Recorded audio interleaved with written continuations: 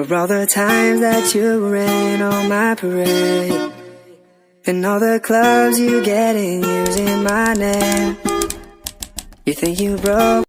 Kalkulado ni Penelope ang plano.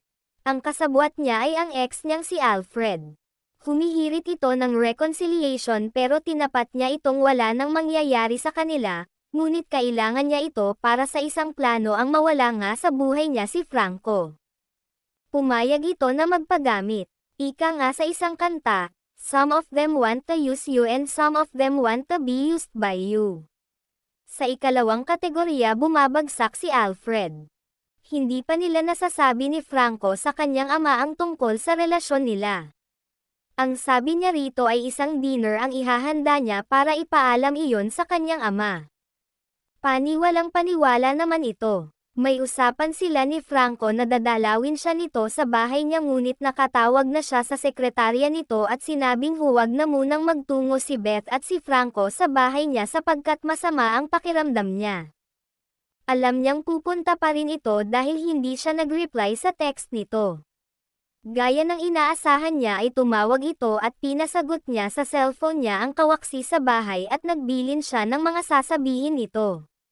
Ipinalagay niya sa loudspeaker ang cellphone niya nang tumawag na ang binata. Ay, sir, kayo pala. Umalis po si ma'am, naiwan nga po niya ang cellphone dito. Sinundo po siya ni Sir Alfred, wika ng kawaksi. Kaaalisalas lang po sir. Kumusta naman ang pakiramdam niya?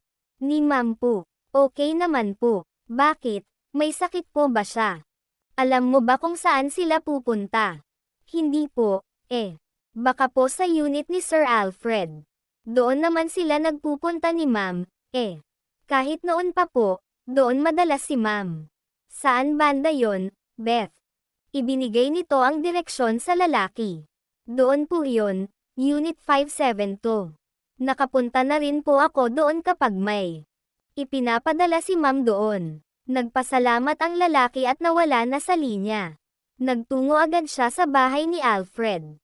10 minuto lang ang layo niyon sa kinaroroonan niya at mahigit 1 oras naman mula sa opisina ni Franco. Naroon na si Alfred nang dumating siya. Take off your shirt, Alfred, aniya sa lalaki na tumalima agad. Lie on the couch. Don't you dare touch me, okay? Panay ang tango nito, palibasa sa ilang pagtatangka nito ay wala itong napala sa kanya. Ngayon lang ito makaka-semi-score. Marahil, noon pa man, sa likod ng isip niya ay isang lalaki lang ang ibig niyang paglaanan ng kanyang sarili. Nakakapanghina lang isipin na natukso lang ito sa kanya. Have you talked to? Yes. The elevator guy as well. Sagot nito, good. Let's see wait for the asshole. Hinihintay ang timbre ng concierge at ng elevator itinuro ng personnel ng condo hotel kung saan nakatira si Alfred. Nang may timbre na ng concierge ang pagdating ng lalaki ay iniawang niya ang pinto at nang magtimbre na ang elevator personnel ay pumwesto na sila ni Alfred sa couch. Nilambing lamang niya ito kunwari, ikiniskis ang kanyang ilong sa ilong nito. Tiyak na pagsilip ni Franco sa pinto ay makikita sila nito ng buong buo sapagkat iniba ni Alfred ang anggulo ng sofa, dapat direktang makikita mula sa siwang ng pinto. He's there, bulong ni Alfred sa kanyang tainga. Lights, camera, action. Tumawa siya ng malakas. Alfred, you naughty dog. Of course, I won't marry that man. Do you want me to die of boredom? Please, I just want him to get off my back for a couple of months or until I get some money from my father so I can start another business. Gusto kong magselos sa kanya. Ibig niya itong batukan. Hindi ito pwedeng mag-artista, patula itong maglahad ng dialogue, medyo halatang scripted. Gayunman ay sinakiyan na lang niya ito. There's nothing to be jealous about. Franco is just a toy. Pawn. My father likes playing games and so I am playing, too. Don't worry too much about him. Oh, you should worry about me, buddy. Kinabahan siya nang biglang bumalandra ang pinto at iniluwa ang galit na si Franco. Hindi niya inaasahan iyon. Ang iniisip niya ay aalis na lang ito at hindi siya kokomprontahin. Nagkamali siya ng tansya. Ilang hakbang lang ay nakalapit na ito sa kanila at hinayla siya nito palayo kay Alfred.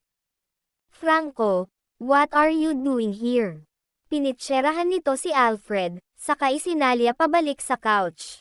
Shut up, single nito sa kanya, saka siya hinayla palabas ng unit. Hey, wait a second, man. Habol ni Alfred ngunit muli itong pinitserahan ni Franco. Kinakabahan siya sapagkat noon lang niya nakita ang side na iyon ng lalaki. Mukhang kaya nitong itaob si Alfred anumang sandal. Isinalya nito si Alfred. Sa pagkakataong iyon ay walang couch na samalo rito at sa sahig ito bumagsak. You won't follow us if you know what's good for you, banta ni Franco. You have no right to take her. Shut up. Hindi nakatiis na wika niya kay Alfred. Ang kulit din nito. Masasaktan ito sa ginagawa nito. Franco, let me go right now. You have no right. I have every right because you are marrying me. Over my dead body. Nagsukatan sila ng tingin. Pero siya rin ang unang nag-iwas ng mga mata. Did you hear what we were talking about before you barged in?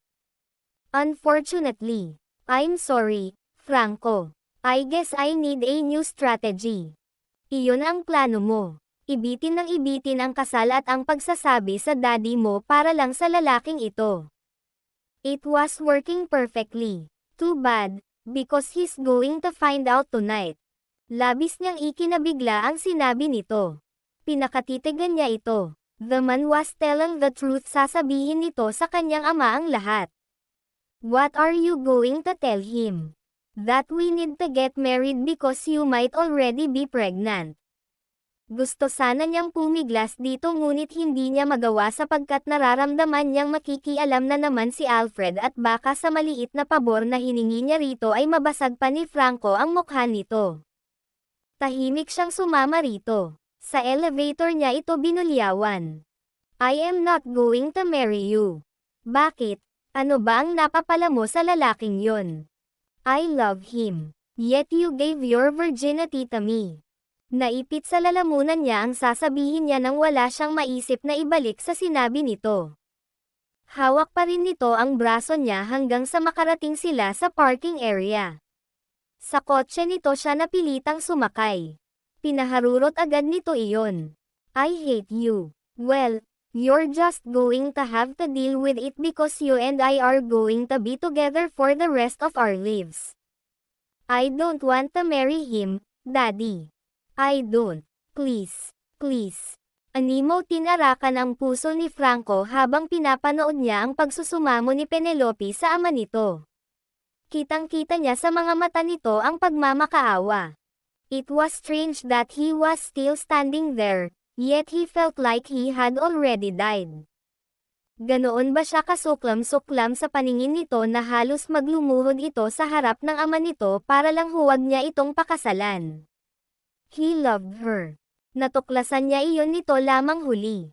Matagal na niya itong mahal, hindi lang niya inaamin sa sarili niya dahil bawal niya itong mahalin. Tinanong siya ni Frida kung mahal niya si Penelope. Ang tagal niyang sumagot sapagkat nalula siya sa sagot na hindi simple na mahal niya ito noon pang bagong sibol pa lamang ito, na sa labis na pagmamahal niya rito ay hindi siya nag-asawa agad, at higit na masakit malaman na hindi rin matutuloy ang kasal nila ni Frida kahit umuwi pa ito sapagkat hindi pala niya kayang magpatali sa iba, tanging kay Penelope lang. Nakakapanlaki ng ulo ang ganoong kaalaman, na sa loob ng maraming taon ay tiniis niya ang lahat, pilit inisip na hindi, iyon totoo. Ang tanging dahilan kaya siya nag-propose kay Frida ay dahil nasa edad na siya at ibig na niyang magkapamilya at ito ang babaeng malayang malayo sa katunayan ay opposite ni Penelope. Humanap siya ng isang babaeng hindi kailanman makakapagpaalala sa kanya sa babaeng totoong minamahal niya. He guessed that subconsciously he was aware that if he did not find someone like Frida, he would suffer forever. That was if he would actually marry Frida at all. Kung kilala pa niya ang sarili ay masasabi niyang may isip din niya ang kalalagyan ni Frida kung sakaling ikasal sila nito. At labis ang guilt niya nang matuklasan na dahil sa mga personal niyang issues na nagsisimula at nagtatapos sa pagmamahal niya sa isang babaeng bawal niyang taluhin ay nakapanakit siya ng maraming tao si Frida at ang mga mahal nito sa buhay na nagmamahal na rin sa kanya. Please, Daddy, don't make me marry him.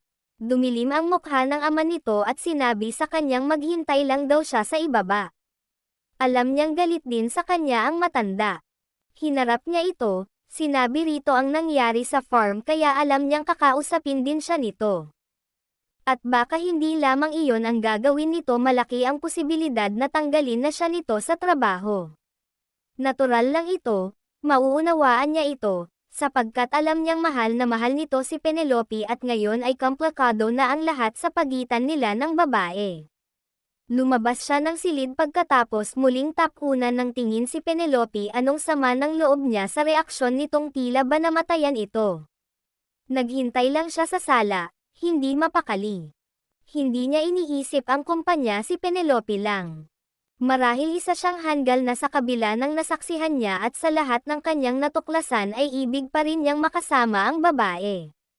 Naniniwala siyang makakaya niyang ibalik ang kanilang magandang samahan. They were great together. Alam niyang nakikita at nararamdaman nito iyon. Isa pa, sa tagal nitong nobyo ang Alfred na iyon ay hindi nito ibinigay ang sarili sa lalaking iyon kailanman, sa kanya lang. Mahigit 1 oras siyang naghintay hanggang sa ipatawag siya ng ama nito. Pumasok uli siya sa silid. Wala na roon si Penelope. Sit down, utos ng ama ni Penelope sa kanya. Tumalima agad siya. Naghintay nang sasabihin nito. Do you love my daughter?